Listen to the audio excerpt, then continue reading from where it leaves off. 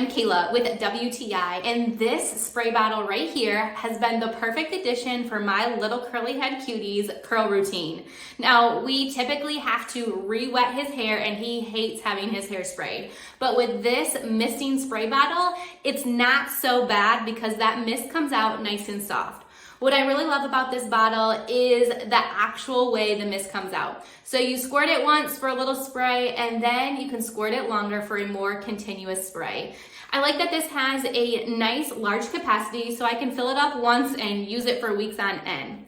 This spray bottle isn't just to use on little curly heads, it also is great multi-purpose for really anything you need a spray bottle for. This has been really helpful that sometimes I grab it out of the bathroom and utilize it to spray and wet down some of my plants too.